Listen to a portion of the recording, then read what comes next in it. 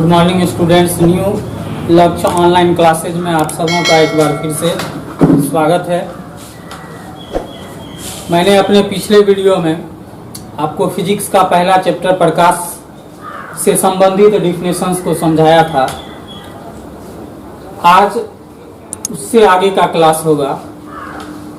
जो लोग अभी तक चैनल सब्सक्राइब नहीं किए हैं, कृपया चैनल सब्सक्राइब कर लें ताकि आपको आने वाले सभी वीडियो का नोटिफिकेशन मिलता रहे। चलिए, तो आज हम लोग पढ़ते हैं प्रकाश का परावर्तन। इससे पहले हम लोग प्रकाश के परावर्तन की घटना को पढ़ चुके हैं, वहां तक हम लोग पढ़ चुके थे। आज प्रकाश के परावर्तन का नियम पढ़ेंगे। प्रकाश के परावर्तन का नियम। प्रकाश के परावर्तन के दो नियम हैं।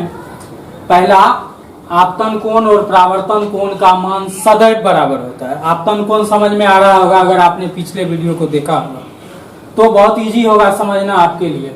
आपतित किरण और अभिलंब के बीच जो कोण बना होता है उसको आपतन कोण कहते हैं। परावर्तित किरण और अभिलंब के बीच जो कोण बना होता है उसको हम लोग परावर्तन कोण कहते हैं। तो प्रकाश के परावर्तन का नियम कहता है कि आपतन कोण और परावर्तन कोण का मान सदैव हमेशा बराबर होता है।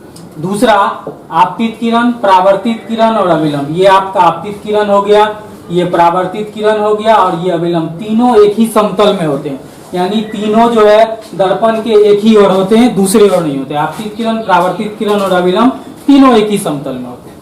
अब है आपका इसके बाद का टॉपिक है दर्पण और उससे रिलेटेड टॉपिक। सबसे पहले जान लेते हैं दर्पण किसको कहते हैं।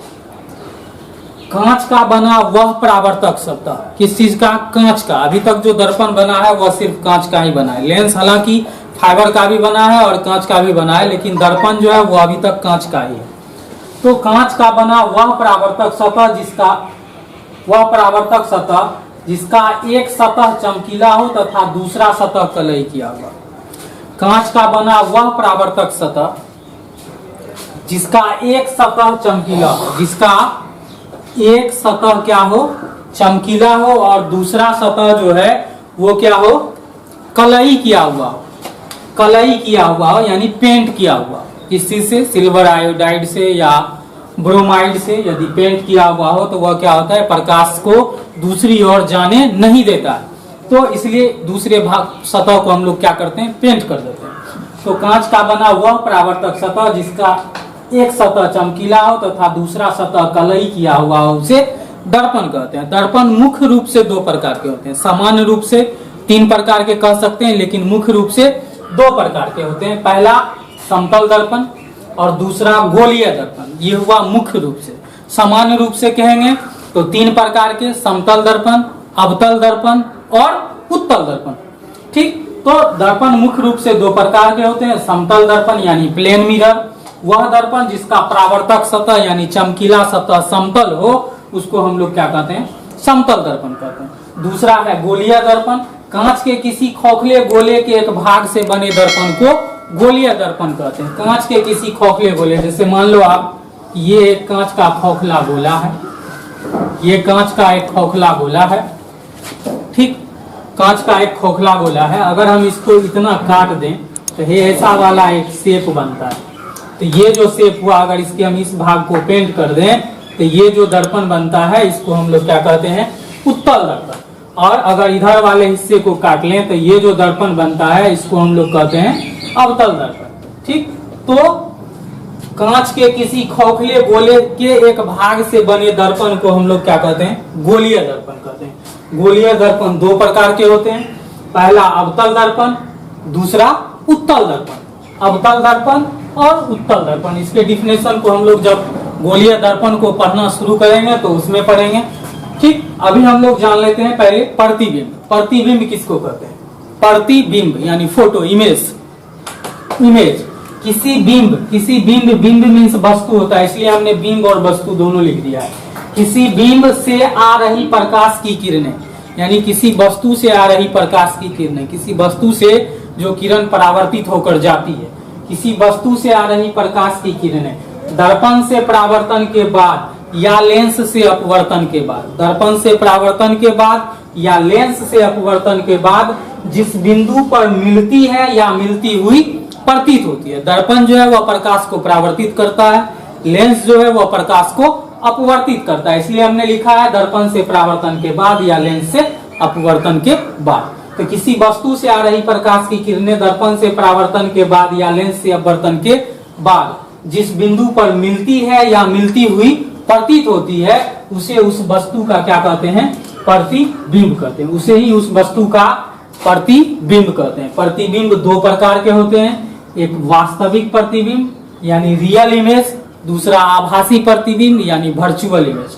आभासी का ही दूसरा नाम है काल्पनिक। तो वास्तविक प्रतिबिंब और काल्पनिक प्रतिबिंब, प्रतिबिंब दो प्रकार के होते हैं, वास्तविक प्रतिबिंब और काल्पनिक प्रतिबिंब। किसी वस्तु से आ रही प्रकाश की किरणें दर्पण से परावर्तन के बाद या लेंस से अपवर्तन के बाद जिस बिंदु पर वास्तव में मिलती है, रियल में अगर जिस बिंदु पर कटता हो, मिलता हो, तो उसको हम उस वस्तु का वास्तविक प्रतिबिंब कहते हैं।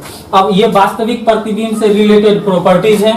क्या प्रॉपर्टीज हैं? तो वास्तविक प्रतिबिंब किरणों के वास्तविक कटान से बनता है। वास्तविक प्रतिबिंब जो है वह किरणों के वास्तविक कटान से बनता है। कहने का मतलब जब दो या दो से अधिक किरण वास्तव में एक दूसरे को काटती है तब जाके वास्तविक प्रतिबिंब का निर्माण होता है। वास्तविक प्रतिबिंब सदैव वस्तु की अपेक्षा उल्टा होता है। वास्तविक प्रतिबिंब सदैव क्या होता है? वस्तु की अपेक्षा उल्टा होता है। वास्तविक प्रतिबिंब को पर्दे पर उतारा जा सकता है। वास्तविक प्रतिबिंब वस्तु की अपेक्षा उल्टा होता है, ये बात याद रखना है। और वास्तविक प्रतिबिंब को पर्दे पर उतारा जा सकता है। काल्पनिक या आभासी प्रतिबिंब, किसी बिंब या वस्तु से आ रही प्रकाश की किरणें दर्पण से परावर्तन के बाद, किसी बिंब या वस्तु से आ रही प्रकाश की किरणें दर्पण से परावर्तन के बाद या लेंस से अपवर्तन के बाद जिस बिंदु पर मिलती हुई प्रतीत होती है, यानी जहां पर वास्तव में नहीं, किरण एक दूसरे को वास्तविक रूप में नहीं काटेगा बल्कि हम लोग डैश डैश डैश करके मिला के तब काटेंगे, तो वहां पर बना हुआ प्रतिबिंब जो है वह आभासी प्रतिबिंब कहलाता है। क्या कहलाता है? आभासी प्रतिबिंब। किसी बिंब या वस्तु से आ रही प्रकाश की किरणें दर्पण से परावर्तन के बाद या लेंस से अपवर्तन के बाद जिस बिंदु पर मिलती हुई प्रतीत होती है उसे आभासी प्रतिबिंब कहते हैं। आभासी प्रतिबिंब किरणों के आभासी कटन से बनता है। आभासी कटन मतलब डैश डैश डैश डैश। अगर इस तरह से हम काट करके किसी प्रतिबिंब को बनाते हैं तो वह क्या कहलाता है? आभासी प्रतिबिंब कहलाता है। आभासी प्रतिबिंब सदैव वस्तु की अपेक्षा सीधा बनता है। आभासी प्रतिबिंब सदैव वस्तु की अपेक्षा सीधा बनता है। जिस तरह से वास्तविक प्रतिबिंब वस्तु की अपेक्षा उल्टा बनता है, उसी तरह से आभासी प्रतिबिंब वस्तु की अपेक्षा सीधा बनता है। आभासी प्रतिबिंब को पर्दे पर नहीं उतारा जा सकता है, जबकि वास्तविक प्रतिबिंब को पर्दे पर उतारा जा सकता है। अब आपका एग्जाम में अगर क्वेश्चन होगा तो एग्जाम में क्वेश्चन ये हो सकता है कि वास्तविक प्रतिबिंब और आभासी प्रतिबिंब में अंतर बताएं। वास्तविक प्रतिबिंब और आभासी प्रतिबिंब में अंतर बताएं। तो वास्तविक प्रतिबिंब में भी हम 3 गुण लिखवाए हैं और आभासी प्रतिबिंब में भी 3 गुण लिखवाए। वास्तविक प्रतिबिंब किरणों के वास्तविक कटान से बनता है, आभासी प्रतिबिंब किरणों के आभासी कटान से बनता है। वास्तविक प्रतिबिंब वस्तु के अपेक्षा उल्टा होता है, आभासी प्रतिबिंब वस्तु के अपेक्षा सीधा होता है। वास्तविक प्रतिबिंब को पर्दे पर उतारा जा सकता है, आभासी प्रतिबिंब को पर्दे पर नहीं उतारा जा सकता है। तो इस तरह से आप अंतर बता सकते हैं। चलिए अगला टॉपिक है मेरा समतल दर्पण पर लंबवत आपतित किरण। यदि कोई प्रकाश की किरण किसी समतल दर्पण पर लंबवत आपतित हो, यदि कोई प्रकाश की किरण किसी समतल दर्पण पर लंबवत आपतित हो, लंबवत मीन्स 90 डिग्री के कोण पर आपतित हो, तो जब कोई प्रकाश की किरण किसी भी दर्पण पर 90 डिग्री के कोण पर आपतित होगा तो वह दर्पण से परावर्तन के बाद उसी पथ पर वापस लौट जाता है। दर्पण से परावर्तन के बाद उसी पथ पर वापस लौट जाता है। किसी भी दर्पण पर यदि कोई प्रकाश की किरण 90 डिग्री के कोण पर आपतित होती है तो वह दर्पण से परावर्तन के बाद उसी पथ पर वापस लौट जाता है। इस स्थिति में क्या होता है? आपतित किरण, परावर्तित किरण और अभिलंब तीनों संपाती होता है, यानी तीनों एक ही रेखा पर होता है। इस स्थिति में आपतित किरण, परावर्तित किरण और अभिलंब तीनों संपाती होता है। संपाती मीन्स एक ही रेखा पर होता है। जब एक ही रेखा पर होगा तो आपतित किरण और अभिलंब के बीच कोई गैप नहीं होगा। आपतित किरण और अभिलंब के बीच जब कोई गैप नहीं होगा इसका मतलब आपतन कोण जो होगा वह 0 डिग्री होगा। ठीक उसी प्रकार परावर्तित किरण और अभिलंब के बीच कोई गैप नहीं होगा। यदि परावर्तित किरण और अभिलंब के बीच कोई गैप नहीं होगा तो परावर्तन कोण का मान भी क्या होगा, 0 डिग्री होगा। इसलिए हम लिखे हैं आपतन कोण बराबर परावर्तन कोण बराबर क्या, 0 डिग्री। ठीक, तो यदि कोई प्रकाश की किरण किसी समतल दर्पण पर लंबवत आपतित हो तो उस स्थिति में आपतित किरण, परावर्तित किरण और अभिलंब तीनों क्या होता है, संपाती होता है और आपतन कोण बराबर परावर्तन कोण बराबर 0 डिग्री होता है।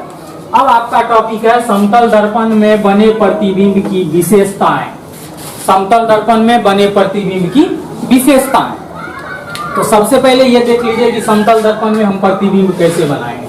समतल दर्पण में जो प्रतिबिंब बनाना है उसमें आपका सबसे पहले क्या करना है, एक समतल दर्पण ले लिए, एक समतल दर्पण ले लिए। ठीक, और इसके ठीक बीचों बीच हम लोग क्या करते हैं, एक अक्ष ले लेते हैं, एक्स एक्सिस, या इसको हम लोग मुख्य अक्ष भी कहते हैं। मुख्य अक्ष ले लिए, इस मुख्य अक्ष पर एक वस्तु है ए बी, मुख्य अक्ष पर एक वस्तु है क्या, ए बी। अब इस ए बी से जो प्रकाश की किरण निकलती है वो देखिए, ए बी से 2 प्रकाश की किरण निकलती है, एक मुख्य अक्ष के समांतर। तो चूंकि ये जो वस्तु रखा हुआ है वह 90 डिग्री के कोण पर रखा हुआ है, तो जब वस्तु 90 डिग्री के कोण पर रखा हुआ है इसका मतलब लंबवत है, तो इसका जो ये समांतर प्रकाश की किरण निकलेगा तो ये दर्पण पर क्या होगा, लंबवत पड़ेगा। लंबवत पड़ेगा तो इसका मतलब दर्पण से परावर्तन के बाद पुनः इसी पथ पर क्या होगा, वापस लौट जाएगा, पुनः इसी पथ पर वापस लौट जाएगा। तो हम इसको क्या किए, काल्पनिक रूप में डैश डैश डैश करके आगे दिखाते हैं। दूसरा प्रकाश की किरण ध्रुव के दिशा में आपतित होती है, तो ध्रुव के दिशा में जो प्रकाश की किरण आपतित होगी वह दर्पण से परावर्तन की ओर के बाद उसी ओर वापस लौट जाएगा।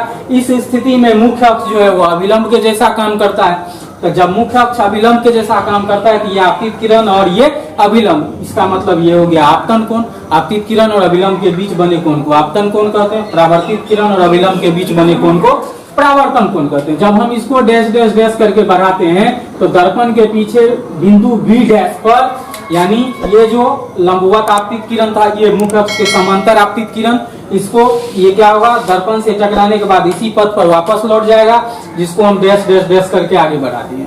दूसरा ये जो है वह यहाँ यानी मूल बिंदु या आप कह दीजिए ध्रुव पर पड़ने के बाद पुनः इस ओर लौट गया। जब हम इसको आगे बढ़ाते हैं तो ये पहले वाले आभासी किरण को बिंदु बी डैश पर काटता है। यहाँ से जब हम क्या करते हैं, लंब डालते हैं तो यही मेरा क्या बनता है, प्रतिबिंब ए डैश बी डैश, यानी इस वस्तु ए बी का प्रतिबिंब बना ए डैश बी डैश। अब हमको इससे क्या पता चलता है, पहला चीज ये पता चलता है कि प्रतिबिंब जो है वह दर्पण के पीछे बनता है, प्रतिबिंब दर्पण के पीछे बनता है, यानी समतल दर्पण में जो प्रतिबिंब बनता है वह कहाँ बनता है, दर्पण के पीछे बनता है। दूसरी बात, प्रतिबिंब चूंकि डैश डैश डैश करके काटे हैं, यानी कल्पना किए हैं, ऐसा कोई किरण वहां तक पहुंचा नहीं, हम कल्पना किए कि जब उधर प्रतिबिंब नहीं बन रहा है तो उधर अगर बढ़ाने के बाद मेरा कट जाता है तो प्रतिबिंब बनेगा। तो जब हम कल्पना किए तो इसका मतलब ये प्रतिबिंब जो है वह काल्पनिक है, यानी आभासी है। तो प्रतिबिंब जो होगा वह क्या होगा, आभासी होगा। पहली बात कि प्रतिबिंब दर्पण के पीछे बनता है, दूसरी बात प्रतिबिंब आभासी बनता है, तीसरी बात प्रतिबिंब वस्तु की अपेक्षा सीधा बनता है। मुख्य अक्ष के ऊपर ये वस्तु भी है और मुख्य अक्ष के ऊपर प्रतिबिंब भी है, इसका मतलब प्रतिबिंब जो होगा वह क्या होगा, सीधा होगा। प्रतिबिंब वस्तु की अपेक्षा सीधा बनता है।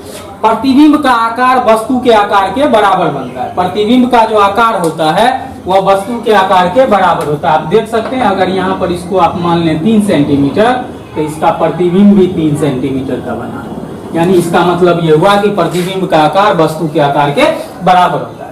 अब कोई भी दर्पण हो उसमें बना प्रतिबिंब पार्श्विक रूप से उल्टा बनता है। पार्श्विक रूप से उल्टा क्या होता है, बायां दायां की तरफ दिखता है, दायां बायां की तरफ दिखता है। अगर आप भी अपने घर में किसी दर्पण के सामने खड़े हो जाइए तो आप का जो कलम होगा देखिएगा, आप जिस पॉकेट में रखे हैं वो दूसरी तरफ दिखता है, या बाल आप जिस ओर सीटते हैं ठीक उसके विपरीत तरफ दिखता है। इसका मतलब कहते हैं पार्श्विक रूप से उल्टा। पार्श्विक रूप से उल्टा यानी लेटरल इन्वर्सन, यानी साइड चेंज, साइड चेंज हो जाता है, बायां दायां की तरफ हो जाता है, दायां बायां की तरफ हो जाता है, यानी विपरीत नहीं होता है। विपरीत मीन्स क्या, सिर पांव की तरफ, पांव सिर की तरफ, ऐसा नहीं होता है, पार्श्विक रूप से उल्टा होता है।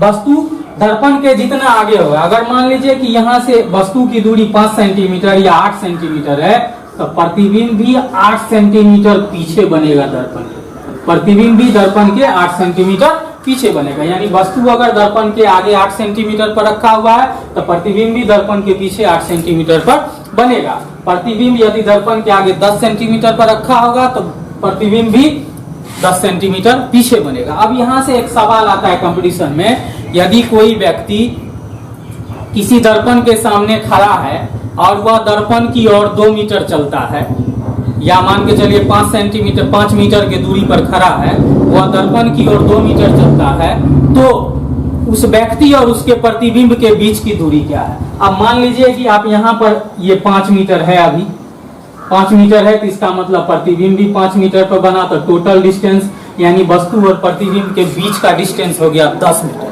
अब मान लो कि यह यहाँ से 2 मीटर इधर चलेगा, तो 2 मीटर जब यहाँ से इधर चलेगा तो वह यहाँ पर आ जाएगा। अब इसका प्रतिबिंब भी तो 2 मीटर नजदीक आएगा, तो अब 2 मीटर इधर से ये आ गया और 2 मीटर इधर से ये आ गया, तो 2 मीटर दोनों आ गया, तो अब बच जाता है इधर 3 और इधर भी बच जाता है 3, यानी 3 3 6 मीटर। इसका मतलब वस्तु और प्रतिबिंब के बीच की दूरी क्या हो जाएगा? 6 मीटर हो जाएगा। तो ऐसा सवाल भी एग्जाम में पूछा जाता है। अब आप समतल दर्पण की विशेषता को देख लिए। क्या समतल दर्पण में बना प्रतिबिंब दर्पण के पीछे बनता है, यानी समतल दर्पण में प्रतिबिंब दर्पण के पीछे बनता है। प्रतिबिंब जो होता है वह आभासी होता है। प्रतिबिंब वस्तु के अपेक्षा सीधा होता है। प्रतिबिंब का आकार वस्तु के आकार के बराबर होता है, यानी प्रतिबिंब की ऊंचाई जो होगी वह वस्तु की ऊंचाई के बराबर होगी। प्रतिबिंब पार्श्विक रूप से उल्टा बनता है, मतलब साइड चेंज होता है, लेफ्ट राइट की तरफ दिखता है, राइट लेफ्ट की तरफ दिखता है। वस्तु दर्पण के जितना आगे होता है, प्रतिबिंब दर्पण के उतना ही पीछे होता है। चलिए, गोलीय दर्पण का डिफिनेशन हम लोग पहले भी पढ़ चुके हैं। जिस समय हम लोग दर्पण का डिफिनेशन पढ़ रहे थे वहां भी हम लोग गोलीय दर्पण का डिफिनेशन पढ़ चुके। क्या? कांच के किसी खोखले गोले के एक भाग से बने दर्पण को गोलीय दर्पण कहते हैं। कांच के किसी खोखले गोले के एक भाग से बने दर्पण को गोलीय दर्पण कहते हैं। जैसे यहाँ पर देखिए, ये खोखला गोला है और इसको यहाँ से काट दिए, तो ये वाला जो हिस्सा है, यानी यहाँ से यहाँ तक वाला हिस्सा, इसके एक भाग को कलई कर दिया गया है, जिससे एक दर्पण का निर्माण हुआ, जिसको हम लोग अवतल दर्पण कहते हैं। ठीक उसी तरह से इसके भीतरी भाग को कलई कर दिया गया है, तो बन गया क्या? उत्तल दर्पण। तो गोलीय, कांच के किसी खोखले गोले के एक भाग से बने दर्पण को गोलीय दर्पण कहते हैं। गोलीय दर्पण 2 प्रकार के होते हैं। कितने प्रकार के? 2 प्रकार के। एक अवतल दर्पण और दूसरा उत्तल दर्पण। अवतल, अब मीन्स होता है धसा हुआ। अब शब्द का मतलब होता है धसा हुआ। अवतल यानी जिसका तल धसा हुआ हो। जिस दर्पण का परावर्तक सतह यानी चमकीला सतह धसा हुआ हो उसे क्या कहते हैं? अवतल दर्पण कहते हैं। दूसरा है उत्तल, उ से स्पष्ट होता है उभरा हुआ। उ मीन्स उभरा हुआ। तो उत्तल दर्पण यानी जिस दर्पण का परावर्तक सतह यानी चमकीला सतह उभरा हुआ हो उसे उत्तल दर्पण कहते हैं। अब समझ में आ गया? गोलीय दर्पण 2 प्रकार के, अवतल दर्पण और उत्तल दर्पण। अवतल दर्पण हो गया जिसका परावर्तक सतह धसा हुआ हो, उत्तल दर्पण हो गया जिसका परावर्तक सतह उभरा हुआ। अब गोलीय दर्पण से संबंधित कुछ पद है जिसको जानना जरूरी है। पहला है उसमें ध्रुव। हम जो गोलीय दर्पण बनाते हैं उस गोलीय दर्पण के मध्य बिंदु को, हम जो गोलीय दर्पण बनाते हैं उसके मध्य बिंदु को यानी उसके ठीक बीचों बीच के बिंदु को हम लोग क्या कहते हैं? ध्रुव कहते हैं। गोलीय दर्पण के मध्य बिंदु को गोलीय दर्पण का ध्रुव कहते हैं। इसे P से सूचित किया जाता है। ध्रुव को, ध्रुव मीन्स पोल, पोल मीन्स पोल को P से सूचित किया जाता है। दूसरा है द्वारक। द्वारक एपर्चर, कैमरा में भी होता है एपर्चर। ठीक, हम लोग स्मार्टफोन चलाते हैं उसके कैमरा में देखे होंगे लिखा होता है एपर्चर 1.5, एपर्चर 2.0 ऐसा होता है। तो गोलीय दर्पण के द्वार की चौड़ाई को, ये जो इसका अभिमुख है, इसी अभिमुख के चौड़ाई को हम लोग क्या कहते हैं? द्वारक कहते हैं। गोलीय दर्पण के द्वार की चौड़ाई को द्वारक कहते हैं। अब आपका है वक्रता केंद्र। वक्रता केंद्र, सेंटर ऑफ कर्वेचर, वक्रता केंद्र। गोलीय दर्पण जिस खोखले गोले का बना होता है, मान के चलिए गोलीय दर्पण जिस खोखला गोला का बना होगा, गोलीय दर्पण चूंकि गोला से बनता है, ठीक, तो प्रत्येक गोला का एक केंद्र होता है, तो वही केंद्र जो है वह क्या कहलाता है? गोलीय दर्पण का वक्रता केंद्र कहलाता है। गोलीय दर्पण जिस खोखले गोले का बना होता है उस खोखले गोले के केंद्र को दर्पण का वक्रता केंद्र कहते हैं, centre of curvature. Centre of curvature गोलीय दर्पण जिस खोखले गोले का बना होता है उस खोखले गोले के केंद्र को दर्पण का वक्रता केंद्र कहते हैं। इसे C से सूचित किया जाता है, यानी इसके वक्रता केंद्र को कौन चीज से सूचित किया जाता है? C से। वक्रता केंद्र को किस चीज से सूचित किया जाता है? कैपिटल C से। अब है वक्रता त्रिज्या। तो हम पहले ही देख चुके हैं ध्रुव यानी गोलीय दर्पण के मध्य बिंदु को क्या कहते हैं? ध्रुव कहते हैं। और गोलीय दर्पण जिस खोखले गोले का बना होता है उसके केंद्र को वक्रता केंद्र कहते हैं। तो ध्रुव से केंद्र को जो मिलाने वाली रेखा है या ध्रुव से केंद्र की जो दूरी होती है उसी को हम लोग क्या कहते हैं? वक्रता त्रिज्या कहते हैं। यानी गोलीय दर्पण के वक्रता केंद्र से या ध्रुव से वक्रता केंद्र की दूरी को या इसको मिलाने वाली रेखा खंड को हम लोग क्या कहते हैं? वक्रता त्रिज्या कहते हैं। इसे कैपिटल R से सूचित किया जाता है। वक्रता त्रिज्या को कैपिटल R से सूचित किया जाता है। नेक्स्ट क्लास में हम लोग पढ़ेंगे F बराबर R/2 यानी वक्रता त्रिज्या और फोकस दूरी में संबंध भी पढ़ेंगे, उसका प्रूफ पढ़ेंगे हम लोग नेक्स्ट क्लास में। चलिए अब है मुख्य अक्ष। मुख्य अक्ष किसको कहते हैं? ऐसे तो यही बहुत सारे लोग इसी को क्या कह देते हैं? मुख्य अक्ष कह देते हैं, लेकिन वक्रता त्रिज्या और मुख्य अक्ष में थोड़ा सा अंतर है। वक्रता त्रिज्या एक रेखाखंड होता है जो ध्रुव से वक्रता केंद्र को मिलाती है, यानी यहां से यहां का जो लंबाई होगा वो वक्रता त्रिज्या कहलाता है। लेकिन मुख्य अक्ष क्या है? ध्रुव और वक्रता केंद्र से होकर गुजरने वाली रेखा, यानी इसकी लंबाई सीमित नहीं है। मुख्य अक्ष को मापा नहीं जा सकता, मुख्य अक्ष की लंबाई सीमित नहीं है। ठीक, इसलिए हम लोग कभी लोग क्या करते हैं? वक्रता त्रिज्या और मुख्य अक्ष का परिभाषा सेम दे देते हैं, जबकि इसमें थोड़ा सा यानी मौलिक अंतर है, मामूली अंतर है। क्या कि ये जो वक्रता त्रिज्या होता है वह एक रेखा खंड होता है, जबकि मुख्य अक्ष जो होता है वह एक रेखा होता है जो ध्रुव और वक्रता केंद्र से होकर गुजरती है। इसलिए हमने लिखा है गोलीय दर्पण के ध्रुव एवं वक्रता केंद्र से होकर गुजरने वाली रेखा या गुजरने वाली सरल रेखा को क्या कहते हैं? मुख्य अक्ष कहते हैं। मुख्य अक्ष, इसका लंबाई निश्चित नहीं होता है, यानी इसको जहां तक चाहे वहां तक दोनों ओर बढ़ा सकते हैं। तो ये हो गया आपका मुख्य अक्ष। नेक्स्ट वीडियो में हम लोग इसके आगे जो टॉपिक है उसका चर्चा करेंगे। अगर आप लोगों को अच्छा लगा हो हमारा ये वीडियो तो शेयर जरूर करें, चैनल सब्सक्राइब जरूर करें और ज्यादा से ज्यादा स्टूडेंट्स के पास, जो विद्यार्थी 2021 में बोर्ड का एग्जाम देंगे उसके पास पहुंचाने का कोशिश करें।